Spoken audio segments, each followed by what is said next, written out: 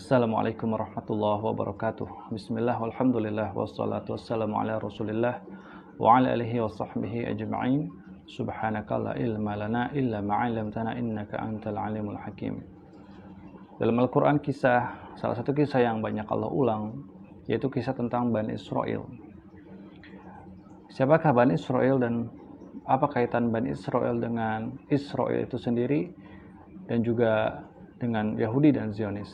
Insyaallah kita akan bahas mereka satu persatu. Akan tetapi sebelum kita masuk lebih jauh tentang pembahasan Bani Israel, ada baiknya kita mengetahui hukum tentang mengambil kabar dari mereka, atau lebih dikenal dengan istilah Israiliyat. Karena ketika kita membawakan riwayat atau mencari informasi tentang mereka, mau tidak mau kita harus juga mencari referensi lain selain Al-Quran dan Al-Hadis, yakni Taurat dan Injil. Di sini para ulama secara umum telah membuat pernyataan bahwasanya membaca Taurat dan Injil tanpa ada kepentingan hukumnya haram. Ini berdasarkan firman Allah Subhanahu wa taala. Awalam yakfihim anna anzalna 'alaikal kitaba yutla 'alaihim?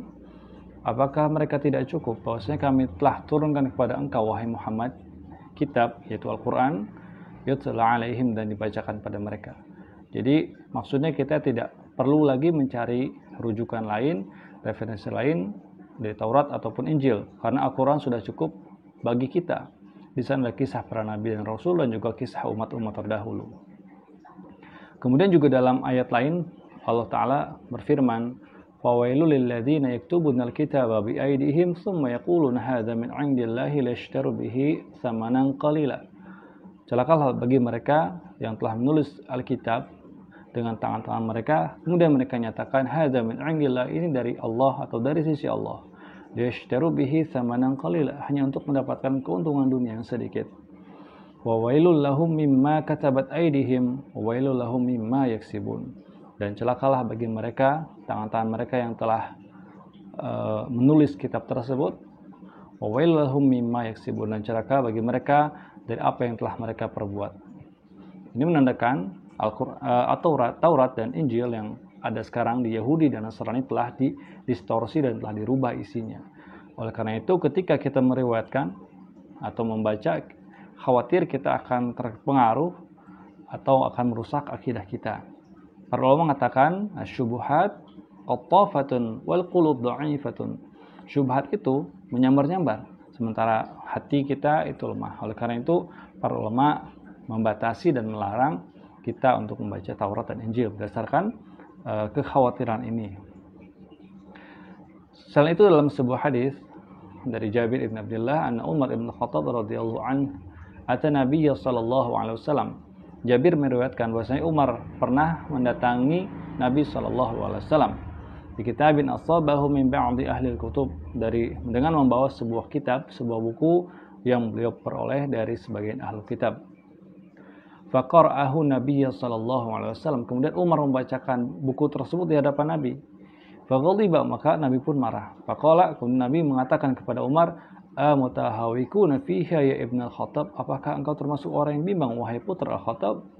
Walladhi nafsi biyadih laqad ji'tukum baydha'an naqiyyah, aku telah datang kepada kalian membawa agama Islam yang putih bersih. La tas'aluhum an syai', janganlah kalian tanyakan kepada mereka tentang apapun juga. Fa yukhbirukum bihaqqin wa tukadzibu bih, mereka nanti membawakan atau meriwayatkan sesuatu yang benar, kalian malah dustakan. Fatakadzibu bih au bi batil, atau mereka membawakan cerita yang salah atau yang dusta.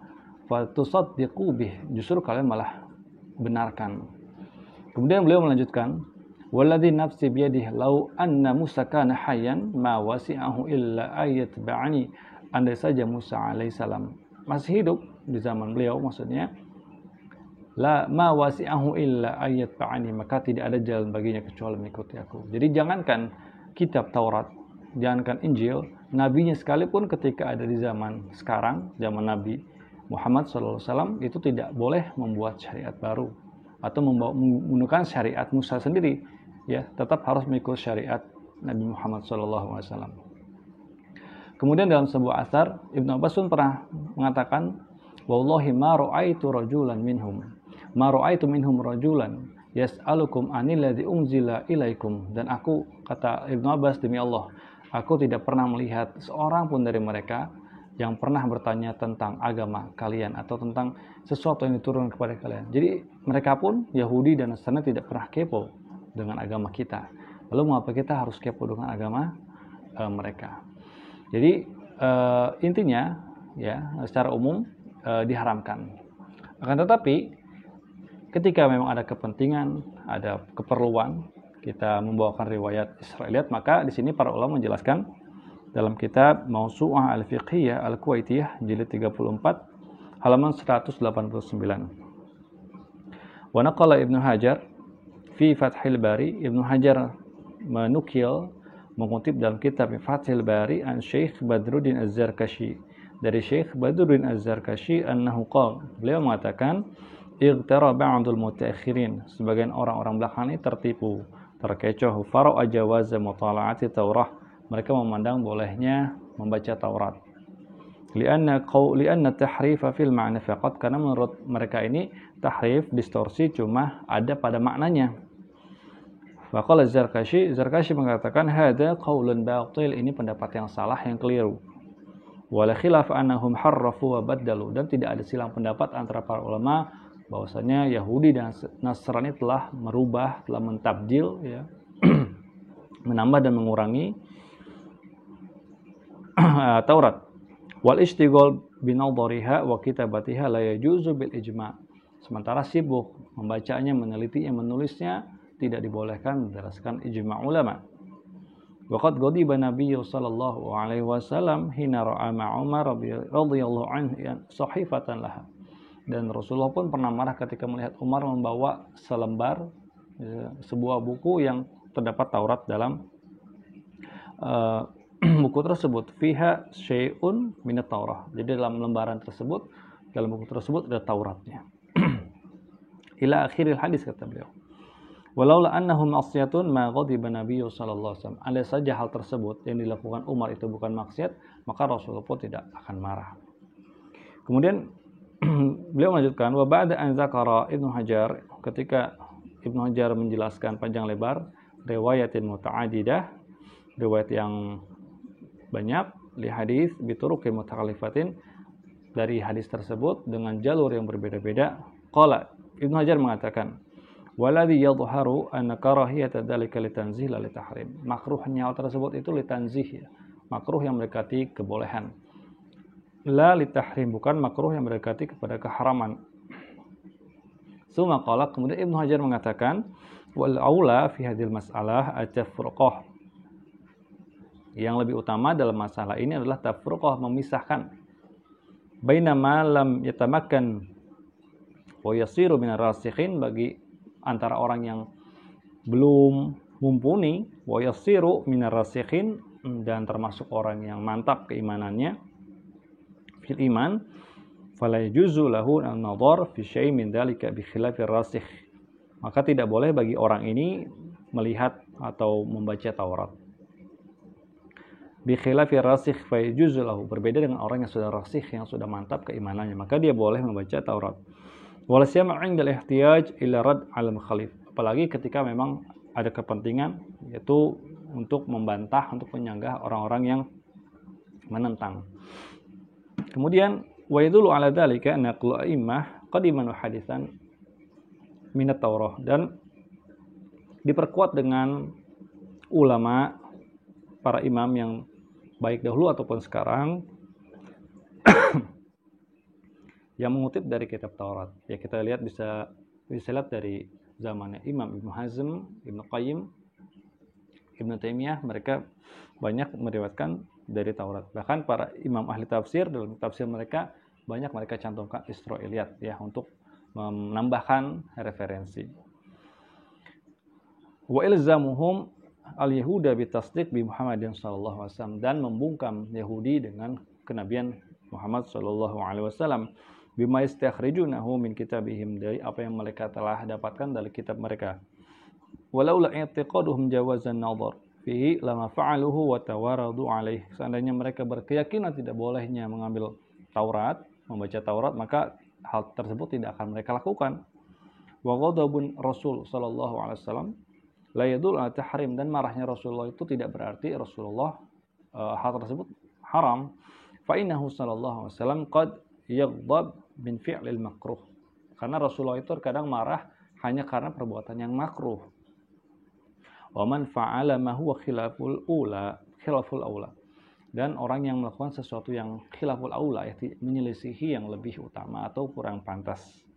Idza sadara mimma la yaliku minhu dzalika, apabila hal tersebut berasal dari orang yang tidak pantas melakukannya.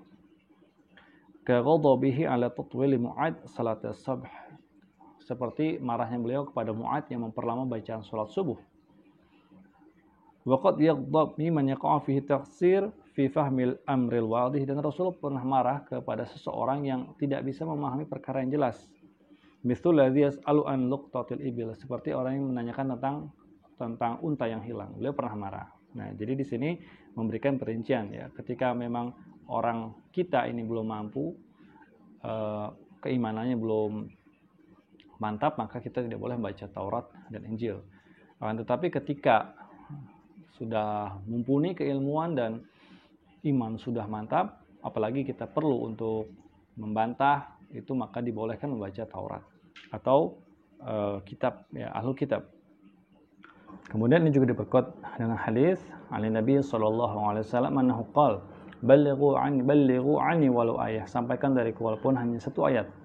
Wa haditsu an bani Israil wala haraj, dan sampaikan dari bani Israil wala haraj, tidak mengapa. Wa man kadzdzaba alayya muta'ammidan falyatabawwa' maq'adahu minan nar, dan barang siapa berdusta atas namaku maka persiapkanlah tempat duduk di neraka. Nah, kita bisa pahami dari hadis ini Rasulullah memerintahkan kita menyampaikan satu ayat pertama dari Rasulullah. Kemudian yang kedua, Rasulullah memberikan kelonggaran ketika kita meriwayatkan dari Israiliyat. Wala haraj, kata beliau. Akan tetapi ketika kita mau meriwayatkan sebuah hadis dari Rasulullah, maka di sini Rasul memberikan ancaman. Ya, barang siapa berdusta atas nama beliau, maka persiapkanlah tempat duduk di neraka. Berarti ketika kita mau menyampaikan hadis dari Rasulullah, maka kita harus benar-benar teliti, jangan sampai yang kita riwayatkan itu hadis lemah atau hadis yang palsu. Kemudian Abu Hurairah radhiyallahu anhu juga pernah mengatakan, kan ahlul kitab yaqra'una Taurah bil Ibraniyah. Ahlul kitab itu biasa membaca kitab mereka Taurat dengan bahasa Ibrani. Wa yufassirunaha bil Arabiyyah li ahli Islam. Kemudian mereka menerjemahkan, menafsirkannya dengan bahasa Arab kepada orang-orang Islam. Faqala Rasulullah sallallahu alaihi wasallam, kemudian Rasulullah mengatakan, la tusaddiqu ahlal kitab wa la tukadzibuhum. Janganlah kalian benarkan perkataan ahli kitab dan jangan juga kalian dustakan. Nah, di sini kita bisa ketahui ketika memang ada riwayat yang tidak bertentangan dengan syariat dan belum dihapus oleh syariat, kita boleh meriwayatkan tanpa membenarkan dan juga mendustakan. Kata beliau, wa qulu amanna billah wa ma unzila ilaina. Kami beriman kepada Allah dan dengan segala sesuatu yang diturunkan kepada kami. Jadi kita di sini sudah dapat hukum yang kedua ya. Kita boleh ketika memang ini dibutuhkan atau tidak bertentangan dengan syariat dan juga tidak dihapus. Contohnya seperti nama-nama putra Nabi Yakub yang 12, dari mulai Ruben sampai dengan Binyamin. Di sana dalam Al-Quran dan Al-Hadis tidak disebutkan secara terperinci nama mereka. Jadi ini menunjukkan kita boleh meriwayatkan nama-nama mereka.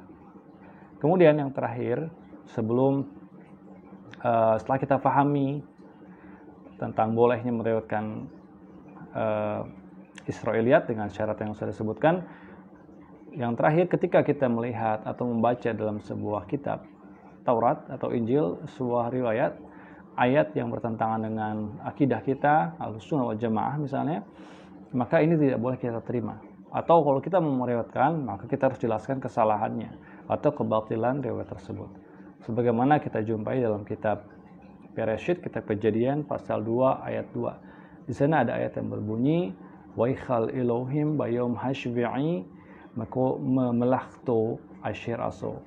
wa yashbut wa yawm hashvi'i mikul melahtu rasul. Kalau kita terjemahkan, dan Tuhan pada hari ketujuh selesai dari mengerjakan kerajaannya, dan di hari ketujuh pula Tuhan beristirahat dari semua kerajaannya. Nah, di sini jelas bertentangan dengan akidah kita dan juga bertentangan dengan firman Allah. Sekaligus firman Allah membantah keyakinan ini.